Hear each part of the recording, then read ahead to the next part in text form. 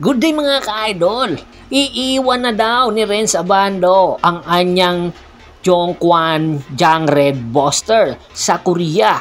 2 taon din na mayagpag ang kupunan ng anyong sa pangangalaga at sa pangalan ni Renz Abando. Sa katunayan, nakakuha nga sila ng kampyonato noong 2023. At sa paglipas ng panahon, dahil nga sa natamong injury ni Renz Abando, ay tuluyan ng iniwan ni Renz Abando ang kanyang kupunang na anyang.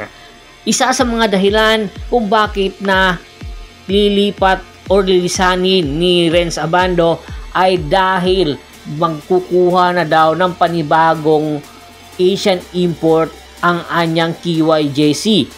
At sa halip na unahan siyang sabihin ito ay inunahan niya ang kupunan para naman hindi sa ganong mabigat ang kanyang loob.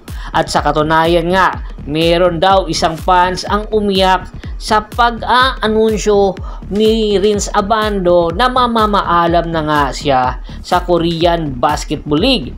Naging 2023 Slam Dunk King champion pa nga si Renz Abando. At sa katunayan, naging 3 times All-Star din ito sa nasabing liga.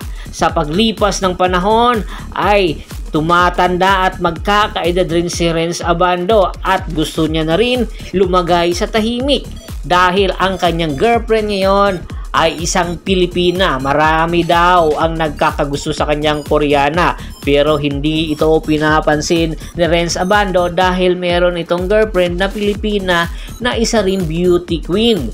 Ang pangalan ay si Rysel Diamante.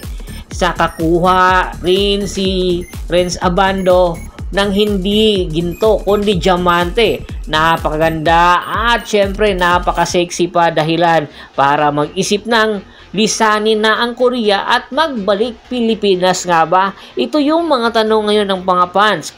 Babalik ba sa Pilipinas at magpapadrop na ba si Renz Abando sa susunod na PBA drop? Or meron pang plano na lumipad papuntang Japan si Renz Abando dahil mas malaki ang offer na ibibigay sa kanya sa Japan?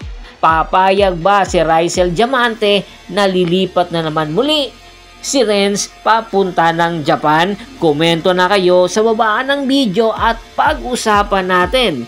Dapat na nga bang ituloy ni Renz Abando ang paglipat sa PBA at kunin na lang siya ng mga bigating kupunan sa PBA katulad ng Barangay Ginebra San Miguel at Magnolia, or ang tropang Giga Bakaha, or ang Meralco Bolts? Yan ang atin mga aabangan sa mga susunod na araw ang magiging desisyon ni Renz Abando. Samantala, isa rin breaking news.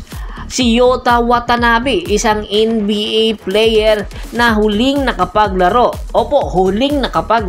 sa Memphis Grizzlies, ay tuluyan ng iniwan ang NBA at inanunsyo na nga ito ni Yuta ay maglalaro na sa isang kupunan sa Japan. Hindi pa sinabi ni Yuta Watanabe kung anong kupunan sa Japan ang posible niyang paglaruan. Indikasyon lang ito na ang NBA ay pwede rin pala iiwan ng mga NBA players at sa halip ay bumalik na sa kanilang bansa at doon na lang mamalagi at maglaro dahil mas mataas pa ang kompetisyon at mas mataas pa ang mai-improve ni Yuta Watanabe sa Japan B-League. Dahil nga sa pagtaas ng antas ng laruan sa Japan, marami ang nagsasabi ang Japan B-League na nga ba ngayon ang number 1 na liga sa Asia, hindi na ang PBA. Alam naman natin na ang PBA, kung meron mga laro, ang Barangay Ginebra lang ang nagpaparami. Pero kung ibang kupunan ang naglalaro, nilalangaw ang mga ito. Isa sa mga dahilan kung bakit hindi na marami ang nanonood sa PBA dahil sa hindi balanse ang liga or ang kupunan ng mga players. Kaya naman, isa lang ito sample na si Yuta Watanabe, nakikita niya na napakaganda ng Japan B-League para paglipatan niya. At the same time, kung sa bayaran lang ay mas halos magkakaparehas lang ng binabayad ang NBA at ang Japan para naman maging masaya na rin si Yuta Watanabe sa kanyang bansang sinilangan. Ano sa tingin nyo? Dapat bang gawin na rin ito ng PBA na palakasin ang bawat kupunan at balansihin ng liga para magsibalikan na ang mga Pinoy na naglalaro sa Japan papunta sa PBA? Komento na sa baba ng video at pag-usapan natin yan. Once again, this is Percival Monteron at your service. Don't forget to subscribe my sports channel at don't forget to click the notification bell button para maging updated palagi sa kwentuhan. At bago po man natin tapusin ang ating kwentuhan, shoutout muna tayo sa ating mga solid na followers na laging sumusuporta sa atin. Kay Kagawad Kalsakino Dukusin ng Hanakono, Ibulacan, Ricky Lanza ng Ricky Rider TV ng Tansa, Cavite, Yornel Belches, Ronald Bersubida, John David Golapa, at si Mr. Julius Roche. Marami pong salamat sa walang sawa niyong pagsuporta. Pakibisita na po ng Facebook fanpage ko, pakilike, pakipollow, pakishare doon din po sa YouTube channel ko. Hanggang sa muling kwentuhan, maraming salamat po.